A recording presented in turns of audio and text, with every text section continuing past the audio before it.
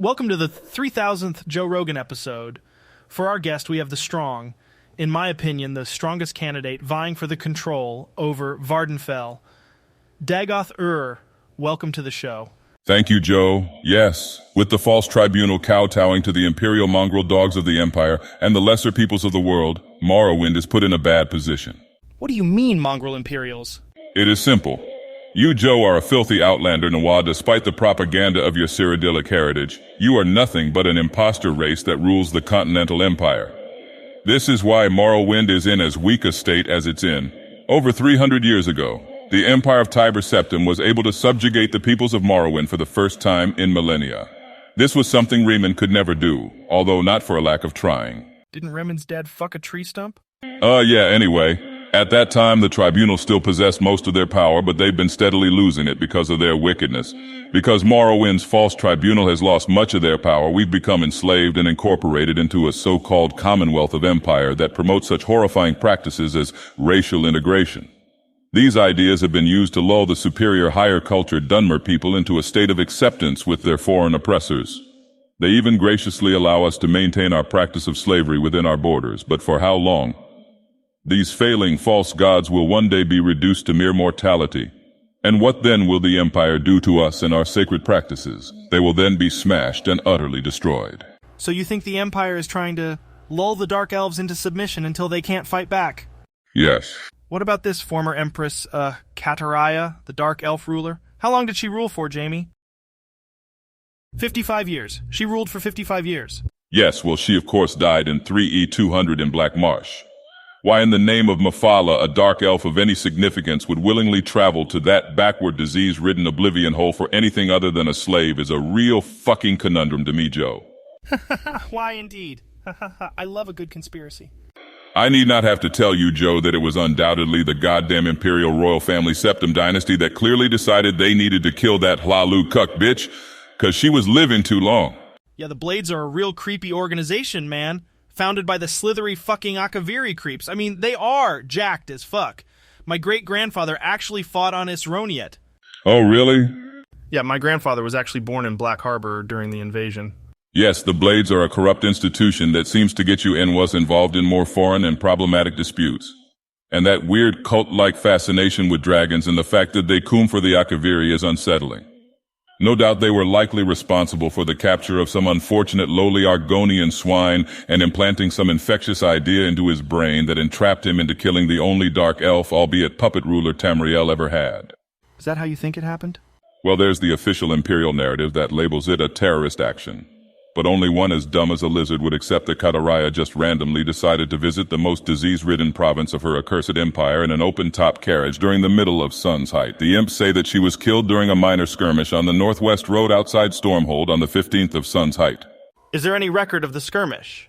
That's another funny thing, Joe. The imps logged no casualties and made no refitments for lost equipment for the whole day and following week after the battle. No bodies at all unless you count the over 400 pieces of farm equipment being executed as reprisals for the so-called partisan activity. Despite killing the Empress of Tamriel, no Argonian group or individual ever came forward to take credit for the attack. And of course there's the magic arrow.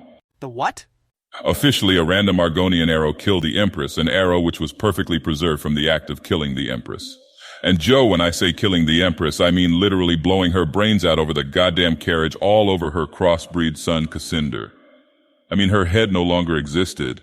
By the time her body had been brought back from wretched Black Marsh and back to Cyrodiil, it had rotted considerably due to the intense Argonian humidity. But there was no head remaining and the funeral was a closed casket. By the 9, Talos, save us.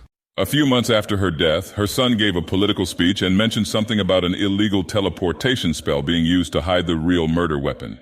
He also hinted to the Blades' wrongdoing and even famously remarked that they're only keeping me alive to maintain this Dragonfire Akatosh thing. Of course, 2 years into his reign, he also mysteriously died for some reason.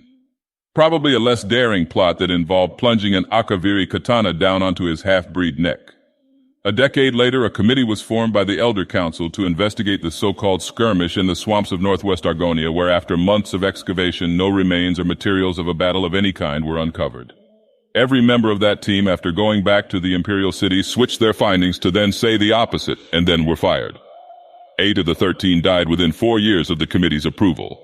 Izmir's beard. This so-called racial integration has been a total backward step on our path to Dunmer greatness. Our people in Morrowind have been told it's raining as the Imperial piss trickles down our backs. The power-hungry Tribunal care only about themselves, and the remaining power within the houses, especially within Halalu, are cucked by the revolting stench of Empire disguising its foul goods under the banner Imperial integration. That's why today I am formally announcing my new sixth house, House Dagon. Only me and my enlightened ash vampires can rid Morrowind of these false gods and the Imperial dogs. My banner is liberty, and my call is denied by the insulting construction of the ghost fence. Wow, that's really inspiring. Thank you, Joe. Yeah. What made you decide you had to be the one to unite Morrowind like this? What do you mean? Like, what was the moment or the breaking point for you? Well, it had always been my destiny, you understand. I am guaranteed by the Holy Prince Azura of Dusk and of Dawn. I had several thousand years to make this decision, and only I possess the power of Lorkhan's heart. That, of course, has truthfully influenced my decision to supplant these would-be prophets. Are the Tribunal all that bad? I mean, for the most part, you guys seem pretty peaceful. Morrowind has been largely spared from brutal foreign invasion and totalitarian occupation, true, but to call Morrowind peaceful is respectfully one of the most retarded things I've ever heard you say, Joe. Even for an Enwa that was retarded. It is one of the least hospitable places in Tamriel, especially Vbardenfell. And when compared to your Imperial race's homeland of Cyrodiil, we seem to be playing on heroic or veteran bitch. Of the 5 foolish houses, 2 are notorious slave houses, and 1 is the Redoran house who routinely repels drunken Nordic invasions every other year. We breathe ash, Joe. We sound like a female Argonian housemaid after giving top to 20 Redguards. Have you ever encountered one of the Gars? What? Yes, but They go like, rar, grrr, lol, slol, rar! They're a wicked beast, man. They could just tear you apart. Kinnereth perfected these things, man. Yeah. Have you seen the video of this mammoth fucking a farmer? Oh, Jamie pulled that up. No, it's okay, actually. Anyway, as for the Tribunal, they are not good. The first thing they did was turn all the Dunmer skin gray, force them to worship them, and then give in to a foreign dictator and give up the only good card we had in the Numidium. They get hard off power. One only needs to look at Vivek and his suspension of that Bardau rock.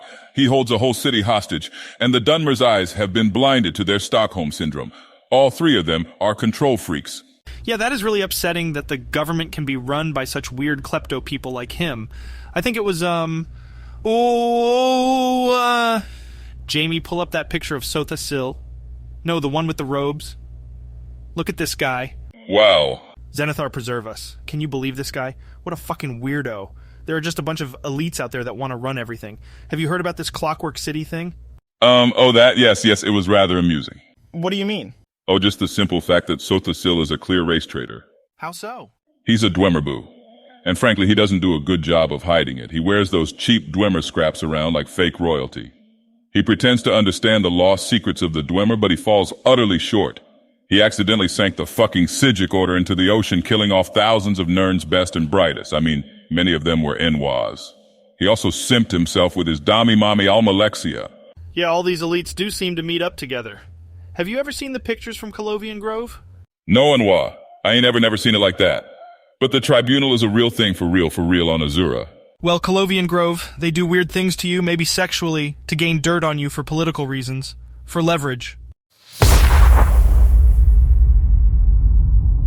Hello, Dagoth Slade. Joe, what's up, crazy cat?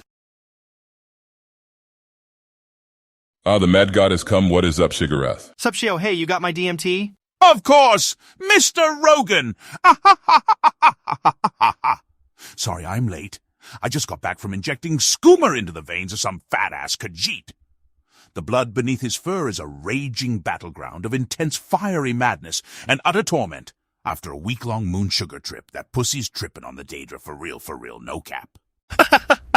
Can you imagine having heroin withdrawals, sweating like a motherfucker while being a goddamn cat? Goddamn Enwas being retarded and injecting themselves with such outlandish chemicals is amusing to me. After the resurrection of Akulakan, there will be no such indulgence.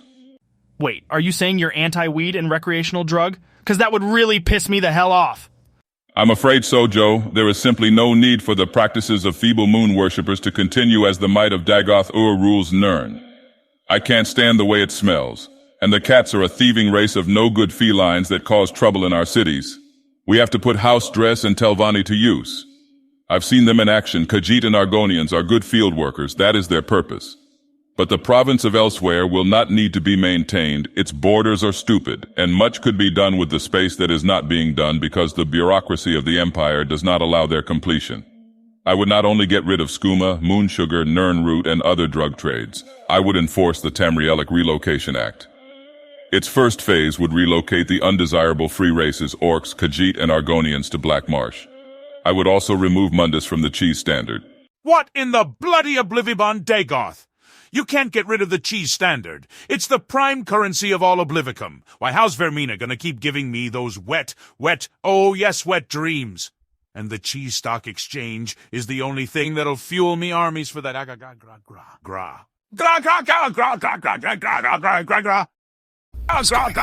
Mad God, SHEOGORATH, are you all right? My man's having a fucking stroke.